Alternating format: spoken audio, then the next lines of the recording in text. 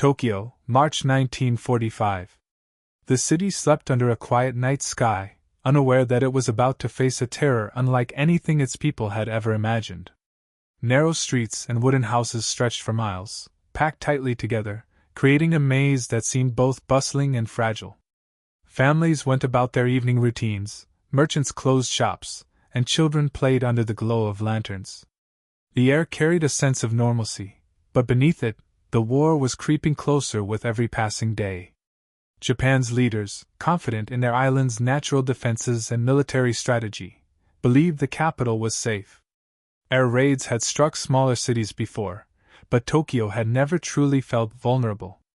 Its position, far from Allied bases, combined with the Navy's efforts to defend the homeland, created a dangerous illusion of security. Within the Japanese command, a quiet confidence persisted. Senior officers discussed strategy and troop movements, rarely considering the possibility that their own capital could be struck directly from the air. Intelligence reports mentioned American bombers, but their reach seemed limited, and Tokyo's sprawling cityscape, combined with its lack of heavy industry in some districts, made it seem an improbable target. For them, the Pacific War was a distant storm, one that would hit elsewhere, not here.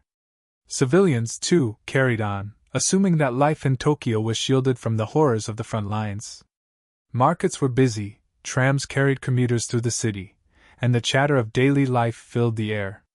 Yet, in that calm, there was a fragile tension, an unspoken awareness that war had not entirely spared Japan's home islands.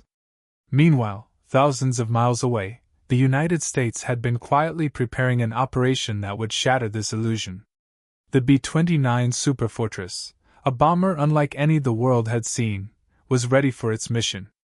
Designed for long-range strikes, it could fly high above enemy defenses and deliver an unprecedented payload of destruction.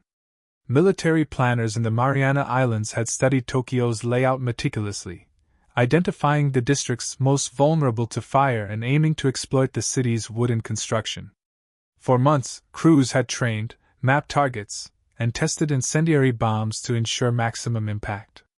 The Americans knew the psychological and strategic value of striking at the heart of Japan, and the firebombing of Tokyo would be their most ambitious attempt yet. The night of March 9th approached with a deceptive quiet. Air raid sirens had been installed, but they had rarely been tested at full scale. Many citizens ignored warnings, believing that no aircraft could reach so far.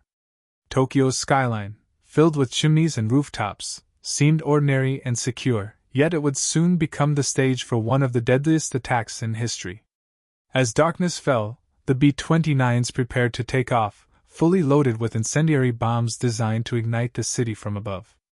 For Japanese commanders, the idea that Tokyo could burn in a single night was almost unimaginable.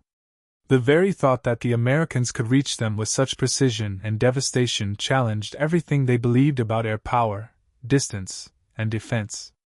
In homes across the city, people lit lamps, shared meals, and said their evening prayers, unaware that this night would turn into a nightmare.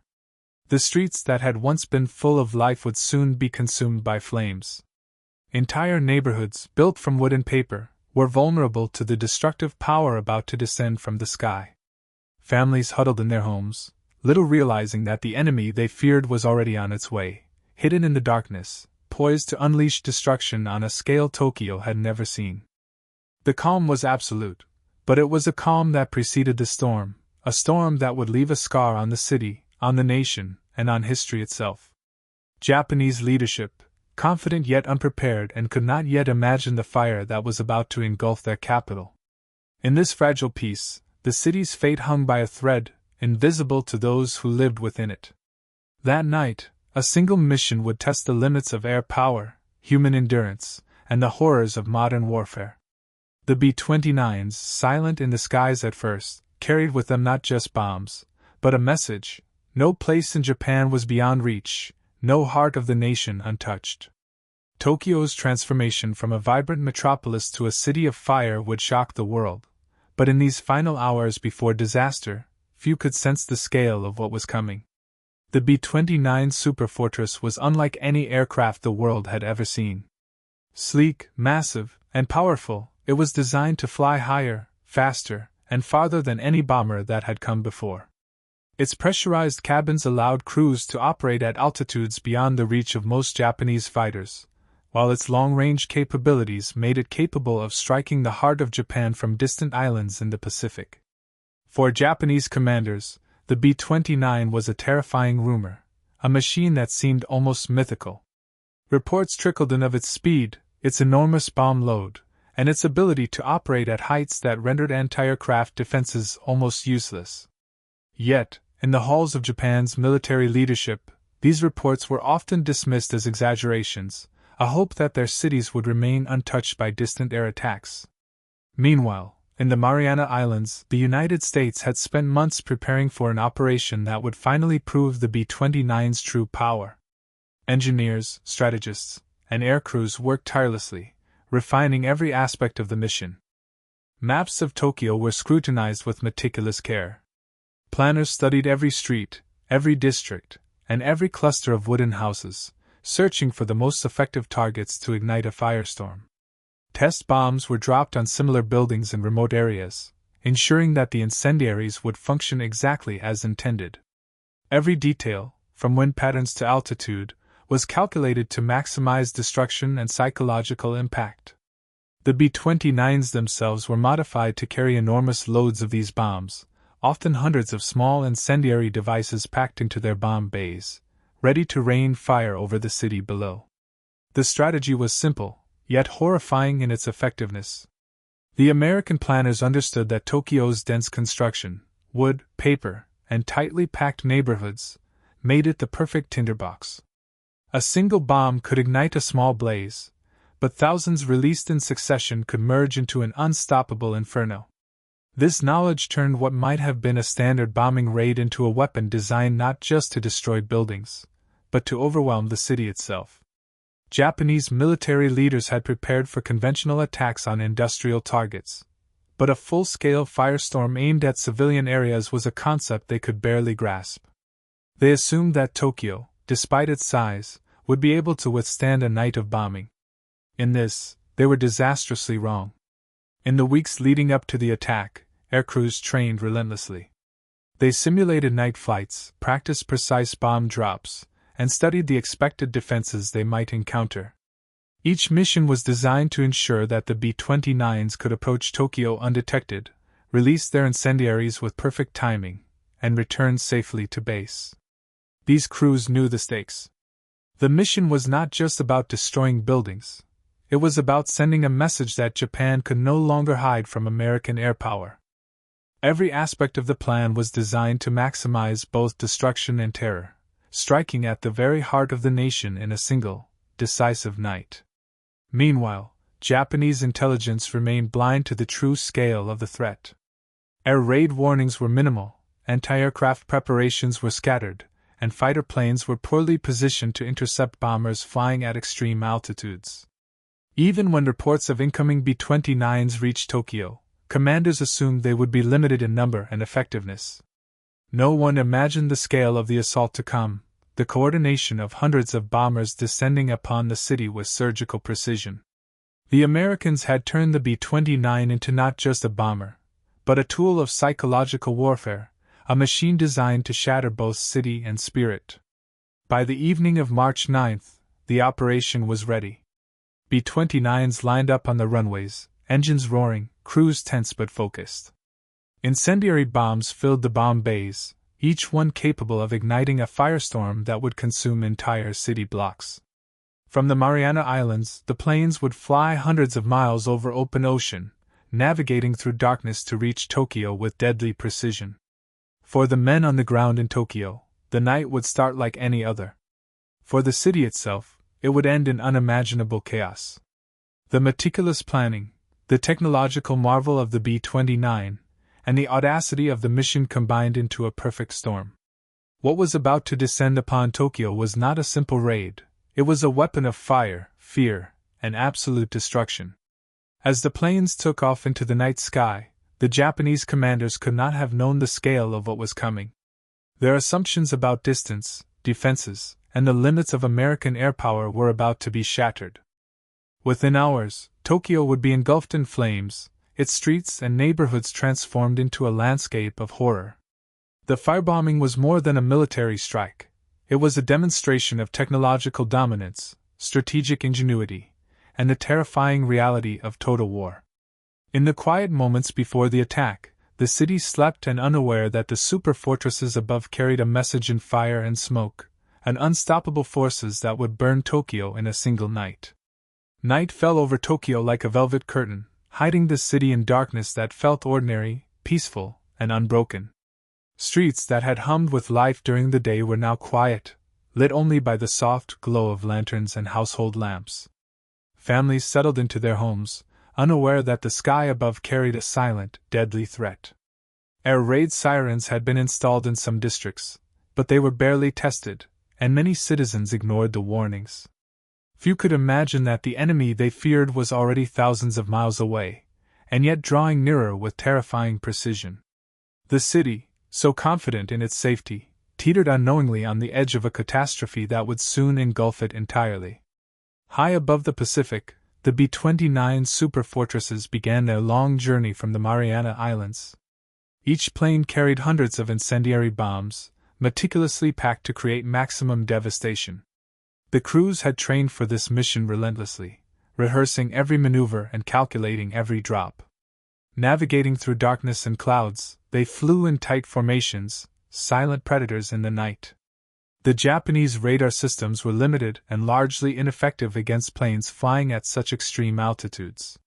For the people of Tokyo, there was no sound, no warning, only the distant sense of unease, as if the night itself had shifted. As the first wave of B-29s reached the outskirts of the city, the air became heavy with anticipation. Ground crews in Tokyo had reported strange lights, flares, and unconfirmed sightings of aircraft, but they were dismissed or misunderstood. Japanese commanders could not fathom the scale of what was approaching. Suddenly, hundreds of bombs began to fall, each one releasing a small but deadly flame upon impact.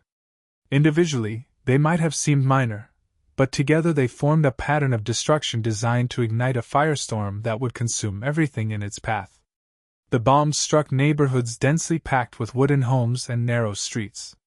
Instantly, fires erupted, small flames that quickly merged into raging infernos. Smoke began to rise, black and thick, climbing into the night sky. Civilians, startled and terrified, scrambled to escape, but many found themselves trapped by the speed and intensity of the spreading flames. Tokyo's unique construction, with its tightly clustered wooden buildings, turned what might have been a series of isolated fires into a massive, unstoppable wall of fire. Panic spread faster than the flames themselves.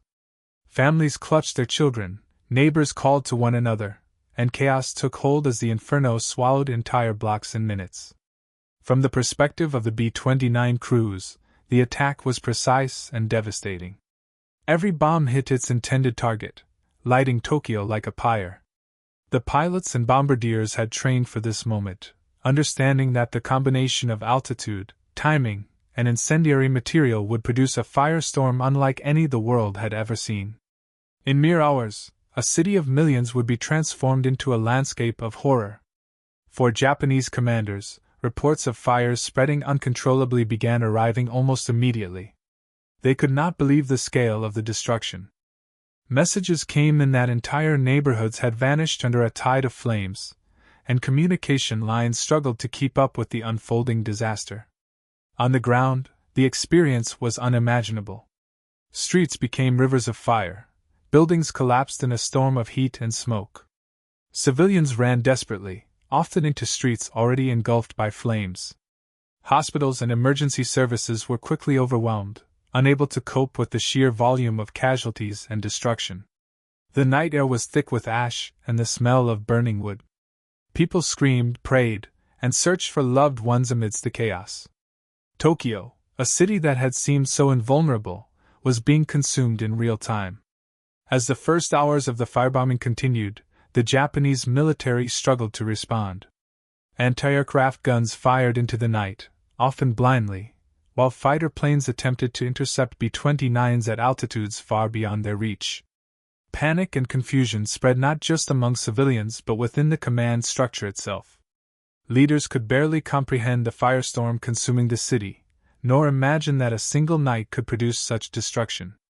Their assumptions about air defense, the limits of American air power, and the invulnerability of Tokyo had been shattered. By midnight, Tokyo was no longer recognizable. Streets, homes, and landmarks disappeared under flames and smoke.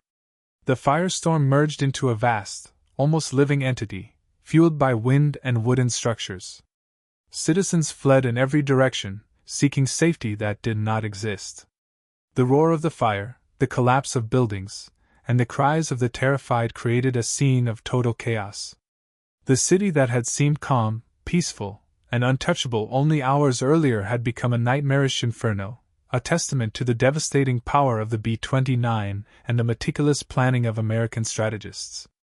The attack was not random. It was calculated, strategic, and designed to make a statement.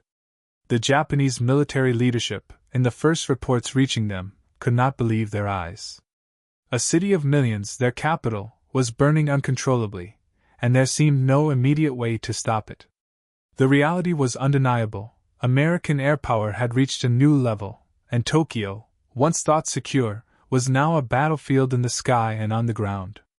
That night, March 9, 1945, would go down in history as one of the most devastating air raids ever carried out, leaving scars on the city, its people, and the psyche of an entire nation. By the early hours of March 10, Tokyo had transformed into a city of fire. What had begun as scattered blazes quickly merged into a relentless wall of flames, racing through streets and neighborhoods with terrifying speed. The wooden houses, densely packed together, acted as kindling, feeding the inferno that now seemed alive. Smoke billowed skyward, dark and suffocating, blanketing the city in a choking haze that made it nearly impossible to see more than a few feet ahead. The roar of the fire drowned out the cries of the people, creating an overwhelming soundscape of destruction that seemed to stretch endlessly across the capital. From above, the B-29 crews saw their mission succeed in grim precision. The city was ablaze, a vast sea of orange and red, and the firestorm had taken on a life of its own. Civilians fled desperately, often running into streets already consumed by flames. Families clutched children, neighbors called to one another, and countless souls sought refuge wherever they could. In many cases, homes collapsed even before people could escape, entrapping victims inside. Makeshift shelters, small parks, and open spaces offered little protection against the intensity of the firestorm. The heat was so extreme that people reported walls melting, windows exploding, and streets warping under the flames. For those on the ground, survival was a matter of instinct and luck. Water sources were quickly depleted, firefighting crews were overwhelmed, and the chaos made organized evacuation almost impossible. The scale of destruction was unprecedented. Entire districts were obliterated within hours. The tightly clustered wooden architecture of Tokyo, once a symbol of the city's charm and density, became a conduit for rapid fire spread. Buildings ignited one after another, flames leaping from roof to roof, engulfing homes, shops, and temples alike. The firestorm created its own weather. Winds generated by the heat fanned the flames, carrying embers across streets and rooftops, sparking new fires as the inferno expanded. Smoke plumes rose tens of thousands of feet into the sky, visible from miles away, and the air was thick with ash and the scent of burning wood, paper, and fabric. The city's infrastructure crumbled beneath the relentless assault, and Tokyo, one of the largest cities in the world, was turning into a vast, unrecognizable wasteland. Amid the destruction, the human toll was staggering. Over 100,000 civilians would eventually perish in the firebombing, and more than 1 million were displaced, left wandering through ruins with nothing but the clothes on their backs. Hospitals were quickly overwhelmed. Doctors and nurses worked frantically amidst the smoke and heat, treating burns, suffocation injuries, and the wounded, while struggling with limited supplies. Many victims were trapped in collapsed buildings, unable to escape. Others sought safety in rivers or open areas, only to find the firestorm relentless, advancing faster than anyone could outrun it. Fear, panic, and despair permeated the city, as people faced an enemy they could neither see nor fight, a force so overwhelming it defied imagination. Japanese military leaders were paralyzed by the speed and scale of the destruction. Reports coming from the city described entire neighborhoods reduced to ashes in minutes. Communications were fragmented, and the chain of command struggled to grasp the reality of what was happening. The assumption that Tokyo was protected by distance, geography, and inadequate enemy capabilities had been catastrophically wrong. The B-29s had shown that the Americans could strike with precision, anywhere, anytime, and with devastating effectiveness. This was no ordinary air raid. It was a calculated, strategic attack designed to break the city, the morale of its people, and the confidence of Japan's leaders in their defenses. Eyewitness accounts from survivors described streets that seemed to boil with fire, the heat so intense it scorched skin at a distance, and the sky lit with an eerie, hellish glow. People described watching entire blocks collapse as if the city itself were melting. Families were torn apart, with parents searching desperately for children and neighbors struggling to help one another amidst the chaos. The firestorm did not discriminate. It consumed homes, businesses, temples, and hospitals alike. In just a few hours, Tokyo's familiar streets had disappeared under a wave of flames, leaving behind only ash, rubble, and the haunting cries of those who had survived. As the night continued, the firestorm reached its peak intensity.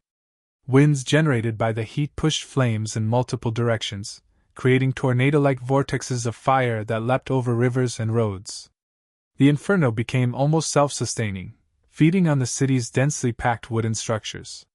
From the perspective of the B-29 crews above, the mission had achieved its full destructive potential, but for the people on the ground, the reality was a living nightmare. Entire families vanished, neighborhoods were wiped out, and Tokyo's landscape was unrecognizable. The psychological impact was immediate and profound. No one in Japan could have imagined that a single night could bring such devastation to the nation's capital. By the time the first hints of dawn began to appear, Tokyo had been fundamentally changed. The firestorm had burned with relentless fury for hours, leaving behind a scene of total destruction. Streets were unrecognizable, homes reduced to ash, and survivors were left wandering amidst ruins. The city that had once been a bustling hub of life, culture, and industry was now a testament to the destructive power of modern air warfare. For Japanese commanders, the scale of the attack was not just shocking, it was a wake-up call. The illusion of invulnerability had been shattered. Tokyo, and perhaps the nation itself, were vulnerable in ways they had never imagined. The human cost of the Tokyo firebombing was staggering, almost unimaginable. By the end of the night, over 100,000 civilians had perished, and countless others were left with injuries so severe that survival was uncertain.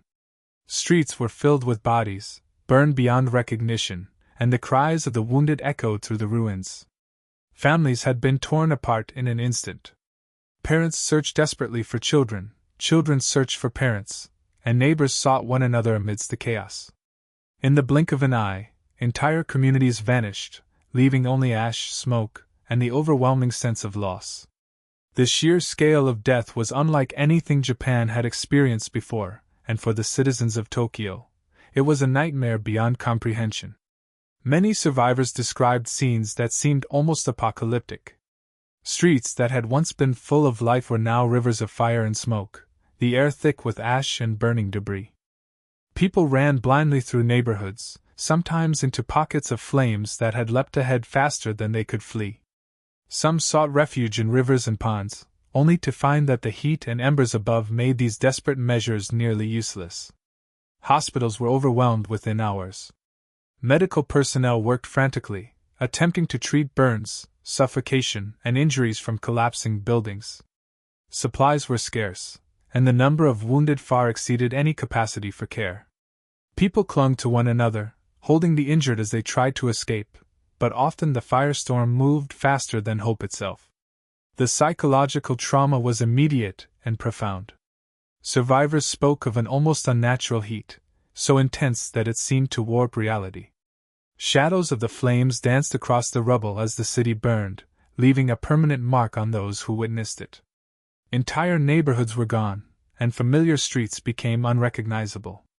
People described the overwhelming smell of burning wood, paper, and flesh, a scent that would haunt them long after the firestorm had passed. Children were orphaned, families destroyed, and communities that had existed for centuries were reduced to ash in a matter of hours. The scale of suffering was compounded by fear. Fears that another wave of bombers might return, fear that the city would never recover, and fear of a war that seemed to have reached into the very heart of civilian life. The firebombing did not discriminate. Hospitals, schools, temples, and businesses were all consumed. The very infrastructure meant to protect and sustain life became fuel for the flames. Emergency responders were powerless, overwhelmed by the speed and intensity of the firestorm. Water supplies ran dry, firefighting equipment melted in the heat, and those who tried to assist often became victims themselves. In homes, families huddled together in terror, trying to shield themselves from flying embers and collapsing structures. Many perished in their attempts to flee, trapped by streets that had become corridors of fire. For those who survived, the memories would be etched into their minds forever: faces of loved ones lost, homes destroyed, and the realization that life had changed irreversibly in a single night. Beyond the immediate horror, the firebombing of Tokyo had a profound societal impact. Over 1 million people were displaced, wandering through ruins with no shelter, no food, and no certainty about the future. Communities that had existed for generations were scattered, and the fabric of the city itself was torn apart. For Japanese leaders, the human toll was both a moral and strategic shock. The scale of civilian casualties forced them to confront a grim reality.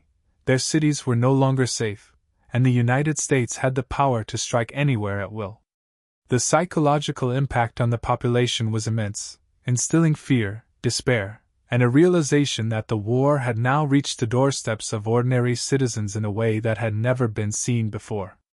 Eyewitness accounts convey the indescribable horror of that night. People described running through streets where the heat was so intense it scorched skin from a distance. Families lost in the inferno, children screaming, and neighbors calling to one another through smoke and ash created a tableau of unimaginable human suffering. Those who survived faced long-term consequences: burns, trauma, homelessness, and the loss of loved ones. The night of March 9, 1945, became a defining moment in the lives of Tokyo's residents, a memory seared into history not just for its strategic significance, but for the profound human tragedy it represented. The Tokyo firebombing stands as one of the most devastating acts of modern warfare, not merely for the destruction of buildings, but for the incalculable toll on human life. It forced a nation to confront the vulnerability of its cities, the limits of its defenses, and the terrifying reach of American airpower. By targeting civilian areas, the United States aimed to break not just the city, but the morale of the nation itself, demonstrating that in total war, no place was safe. The legacy of that night remains a stark reminder of the horrors of conflict, a testament to human suffering, and a cautionary tale of the destructive potential of modern technology unleashed in warfare. As dawn broke over Tokyo on March 10, the true magnitude of the destruction became horrifyingly clear to Japanese commanders. Reports trickled in, fragmented and incomplete, painting a picture of a city that had been consumed by an inferno beyond imagination. Military leaders, who had long believed Tokyo was secure, were forced to confront a reality that shattered every assumption about air defense, geography, and the reach of American power. Entire neighborhoods were gone, thousands of civilians dead or dying, and communications with the city were unreliable at best. The commanders had always prepared for conventional air raids on industrial targets, expecting that the dense population and wooden construction of Tokyo would prevent catastrophic damage. They had been catastrophically wrong. Shock and disbelief permeated the high command. Officers gathered in meeting rooms, reading preliminary reports, staring at maps and diagrams that seemed almost impossible to reconcile with what they had believed just hours before. Some reports claimed that entire districts had been reduced to ash, with flames spreading faster than anyone could respond. Others described rivers of fire, streets that had vanished, and buildings collapsing in seconds. The commanders struggled to grasp the scale, trying to imagine hundreds of B-29s operating at altitudes previously thought unreachable, dropping incendiaries with near-perfect precision. Their confidence in Japan's defenses, once a cornerstone of strategy, had been completely undermined. The psychological impact on leadership was immediate and profound. For decades, Japan had built a sense of invulnerability around its home islands. Military planners believed that the country's distance from American bases, combined with anti-aircraft defenses and fighter planes, would protect key cities from devastating attack. Tokyo, as the nation's capital and symbolic heart, was considered untouchable. Yet in a single night, these beliefs had been destroyed. Officers were forced to recognize that the B-29s could strike any part of Japan at will, and that no amount of preparation would guarantee safety against such overwhelming air power. It was a moment of strategic reckoning, one that would shake their confidence and force a reassessment of every military assumption. Panic and confusion rippled through the command structure. Messages from local commanders in Tokyo described widespread chaos, fires consuming entire neighborhoods, civilians trapped, and emergency services overwhelmed. High-ranking officers realized that they were dealing not with a limited strike, but with a new kind of warfare capable of destroying urban centers on a scale previously unimaginable. Some military planners advocated immediate countermeasures, while others acknowledged the futility of defense against the B-29's altitude, speed, and firepower. For the first time, Japan's leaders were forced to face the stark reality that the Americans could project power across vast distances, striking with precision and devastating efficiency. The shock was not only about physical destruction, it was about the loss of control. Commanders had believed they could protect Tokyo, manage civilian morale, and contain the effects of war. Now, they were confronted with an enemy capable of undermining those assumptions overnight. The firebombing forced them to reconsider their defensive priorities, their strategies for protecting cities, and even the future of the war itself. Intelligence reports and eyewitness accounts revealed that the scale of destruction was far beyond what had been anticipated, leaving leaders scrambling to understand how to respond. Beyond the immediate strategic implications, there was a moral and psychological dimension to their shock. The sheer scale of civilian casualties was staggering. Japanese commanders, often steeped in traditional notions of honor and duty, were confronted with the fact that tens of thousands of innocent lives had been wiped out in hours. While some focused on the military implications, others could not ignore the human cost, recognizing that the psychological blow to the population could be just as devastating as the physical destruction. Tokyo was no longer a symbol of stability or invulnerability.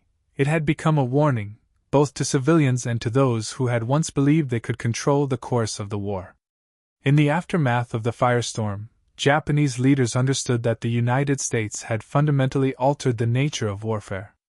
The ability to strike with overwhelming precision, from great distance, and with devastating effect, changed the strategic calculus overnight. The notion that Japan's cities were safe had been irrevocably shattered. The firebombing of Tokyo was more than a military operation. It was a psychological demonstration of the destructive reach of modern air power. For Japanese commanders, the realization was both terrifying and humbling. The enemy had found a way to bypass every defense, penetrate the very heart of their nation, and leave devastation in its wake, forcing them to confront the vulnerability of a country they had long believed unassailable. By the end of that morning, the shock within Japan's leadership was complete. Tokyo lay in ruins, and the commanders who had once been confident in the city's safety were now grappling with disbelief, fear, and the urgent need to respond to a threat unlike any they had faced. Their assumptions had been destroyed, and with them, the illusion that Japan's cities, and its people, were beyond the reach of American air power. The firebombing had not only leveled the city but had also leveled the confidence of those who had once thought themselves in control, leaving a nation forced to face a terrifying new reality. By the first light of March 10th, the city of Tokyo was unrecognizable. Streets that had once been bustling with life were now charred, reduced to rubble, or swallowed entirely by ash. The wooden neighborhoods that had defined the city's character were gone, replaced by a landscape of blackened debris and smoldering ruins. The firestorm had left a trail of destruction stretching for miles, consuming homes, shops, temples, and factories alike. Smoke still rose in thick, curling plumes, and embers drifted on the wind, igniting fresh fires in pockets that firefighters could no longer reach. The city had been transformed in a single night into a vision of chaos and devastation, a stark testament to the power of modern air warfare. Survivors wandered through the ruins in stunned disbelief. Families were scattered, homes destroyed, and all that had once been familiar was now gone. Some huddled in open spaces, attempting to escape the lingering heat and smoke, while others sought refuge in rivers or parks, desperate to survive amidst the chaos. Water shortages made even basic survival nearly impossible, and emergency services were overwhelmed by the sheer scale of casualties and destruction. Hospitals were flooded with burned and wounded civilians, operating under impossible conditions, while doctors and nurses worked frantically to save lives amidst the relentless aftermath of the inferno. The air was thick with ash, the smell of burning wood, and the cries of the injured. For many, the shock of losing family, home, and livelihood was as intense as the physical injuries inflicted by the firestorm. The psychological toll on survivors was profound. People reported feelings of disorientation, disbelief, and numbness. The sudden loss of entire neighborhoods, the death of friends and loved ones, and the destruction of the familiar cityscape created a pervasive sense of vulnerability and fear. For those who had managed to survive the night, the realization that their city, and their lives, could be obliterated in hours was both terrifying and humbling. Communities were fractured, social order had collapsed in many areas, and the challenge of rebuilding even a semblance of daily life seemed overwhelming. Tokyo, once the proud heart of Japan, now lay in ruins, a stark reminder that no place in the nation was beyond the reach of modern air power. Military and civilian authorities struggled to respond to the catastrophe. Communication lines were disrupted, making coordination nearly impossible. Reports from different districts painted a picture of widespread devastation, with entire sections of the city erased and countless civilians unaccounted for. Japanese leaders were forced to recognize that their emergency response systems were inadequate to handle destruction of this magnitude. Fire brigades, overwhelmed and under-equipped, could do little to combat the relentless spread of flames, and relief efforts were delayed as infrastructure had collapsed. The scale of destruction challenged not only logistics but also morale, as citizens confronted the reality that the war had reached a new, terrifying phase. In the aftermath, the full extent of the firebombing's impact became tragically clear. Over 100,000 lives had been lost, and more than 1 million people were left homeless, wandering through ruins with nothing but what they carried. Entire neighborhoods that had once been vibrant with commerce, culture, and family life had vanished. Temples, schools, and hospitals were gone, leaving survivors without essential institutions to aid in recovery. The firestorm had not only destroyed buildings but also uprooted communities, erasing histories and memories that had existed for generations. For those who remained, the city they knew was gone, replaced by a scarred and fragile landscape that would take years, if not decades, to rebuild. The American attack had achieved its objectives with devastating precision. It demonstrated that Japanese cities were no longer safe and that the U.S. could strike at will, anywhere, at any time. The strategic implications were immediate. Japanese leaders had to rethink their defense strategy, civil authorities had to grapple with mass displacement and humanitarian crises, and the population was forced to confront the vulnerability of life in wartime Japan. The firebombing was a turning point, showing that air power could inflict catastrophic damage in a single night, altering the course of the conflict not just militarily, but psychologically. For survivors, the day after the firebombing was a mixture of grief, fear, and determination. They sifted through the rubble for what little remained, searched desperately for loved ones, and tried to salvage what possessions they could. Yet, amidst the destruction, there were stories of courage, resilience, and solidarity. Neighbors helped one another escape danger, strangers shared what little food or water they had, and communities began the long and painful process of rebuilding. Even in the face of total devastation, the human spirit persisted, offering a faint glimmer of hope amidst overwhelming tragedy. The ruins of Tokyo served as a stark warning to Japanese leadership and the world. Modern warfare had reached a new scale, capable of destroying entire cities in a single night. The firebombing left scars that would last for generations, reshaping the city, traumatizing its population, and forcing a nation to confront its vulnerability. The legacy of that night was not only measured in physical destruction but in the psychological and emotional toll it exacted, serving as a chilling reminder of the human cost of total war and the terrifying reach of American air power. The firebombing of Tokyo was more than a military operation. It marked a turning point in the Pacific War, a stark demonstration of the overwhelming reach of American air power. Japanese leaders were forced to confront a painful truth: the war could no longer be contained to distant islands or isolated battlefronts. The B-29s had shown that the United States could strike at will, hitting the heart of the nation with devastating efficiency. The sheer scale of destruction and civilian casualties shattered the assumption that Japan's cities were safe, and with it, the confidence of military planners and politicians alike. The psychological impact was as significant as the physical devastation. Japan had always relied on the illusion of security to maintain morale and order. That illusion had been obliterated in a single night. For the Japanese military, the implications were immediate and profound. Air defenses that had once seemed adequate were now clearly insufficient. Anti-aircraft guns, previously considered a deterrent, had failed to stop the B-29s from delivering their incendiaries. Fighter planes, even when scrambled in desperation, could not reach the altitude at which the bombers operated. Commanders were forced to recognize that traditional strategies of defending cities and critical infrastructure were obsolete against this new technology. The firebombing demanded a complete reevaluation of Japan's military strategy. Cities across the home islands, once considered safe, were now vulnerable to the same fate as Tokyo. The realization struck like a thunderclap: the war was no longer winnable through conventional defense or hope of invulnerability. The impact extended beyond the military. The civilian population, witnessing the destruction of Tokyo, became acutely aware that the enemy could strike anywhere at any time. Morale began to falter. The sense of safety that had allowed daily life to continue amidst a devastating war had vanished. Cities that had previously seemed untouched were now potential targets, and the psychological effect of living under the shadow of firebombing weighed heavily on the population. The United States had not only destroyed homes and lives, it had shattered the sense of national security, instilling fear and uncertainty on an unprecedented scale. Strategically, the success of the Tokyo raid emboldened American planners and commanders.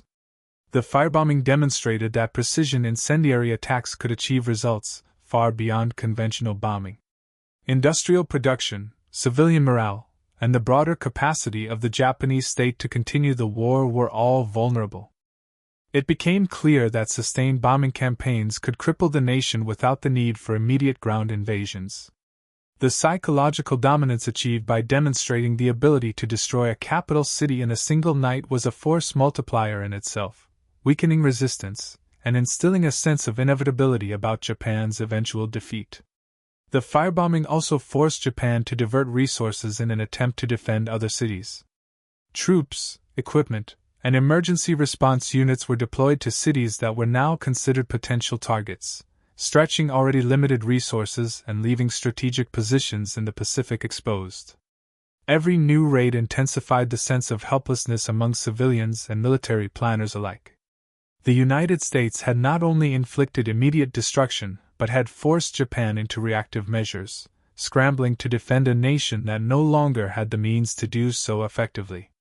In this way, airpower became a decisive factor, shaping strategy, resource allocation, and the overall trajectory of the war. Moreover, the scale and efficiency of the operation sent a clear signal to the Japanese leadership: the United States was capable of escalating destruction far beyond anything previously imagined. The firebombing of Tokyo was not an isolated event. It was a demonstration of the strategic reality that the United States could target any urban center, cripple production, and inflict devastating civilian casualties with precision. For Japan, this meant that the war was now being fought not only on distant battlefields but within the very fabric of its cities, homes, and communities. The sense of invulnerability that had underpinned national strategy was gone, replaced by fear and uncertainty. The long-term consequences of this turning point were profound. The firebombing campaign set the stage for similar operations against other major Japanese cities, each raid compounding destruction and psychological pressure. Civilian suffering increased exponentially, while military planners struggled to cope with the sheer scale of the threat. Japan's ability to resist, both materially and psychologically, was being systematically eroded. The dominance of American airpower had become undeniable, reshaping the strategic landscape of the Pacific and signaling to the world that modern warfare had entered a new, terrifying phase. In essence, the firebombing of Tokyo marked a decisive shift in the war. It was no longer enough for Japan to hold territory or hope for conventional victories. The United States had demonstrated its technological and strategic superiority, leaving Japanese leaders to grapple with the reality that the very heart of their nation was within reach of destruction.